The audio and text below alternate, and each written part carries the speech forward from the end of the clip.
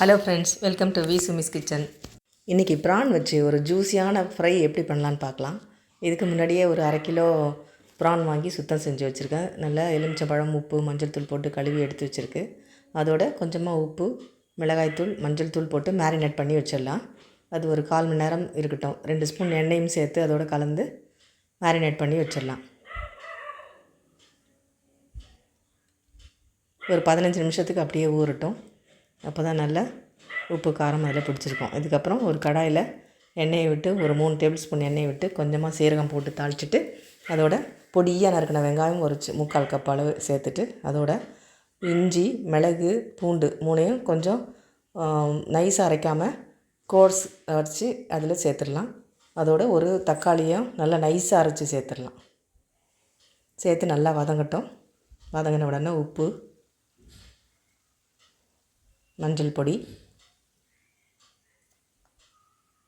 இதோடு சேர்த்து வதக்கி எடுத்துக்கலாம். அதோட கொஞ்சமாக தனியா பவுடர் 2 ஸ்பூன் சேர்த்துக்கலாம். இது நல்லா வதங்கின உடனே நம்ம இந்த ப்ரானை கழுவி வச்சுருக்க மேரினேட் பண்ணி வச்சுருக்க ப்ரானை இதோடு சேர்த்து வதக்கி எடுத்துக்கலாம்.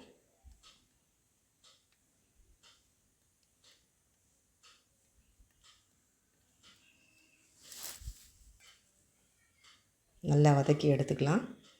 இப்போது இதை மூடி போட்டு வேக வைக்க வேண்டாம்.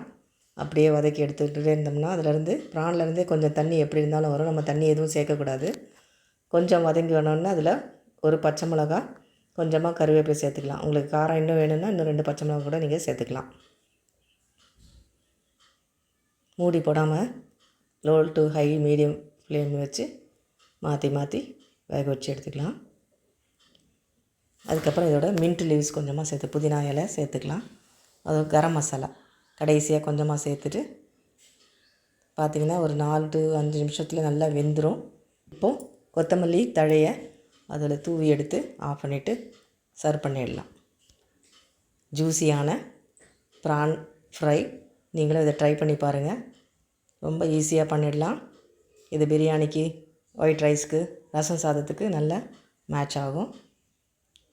நல்லா சாஃப்டாக அதே சமயம் ஜூஸியாகவும் இருக்கும்.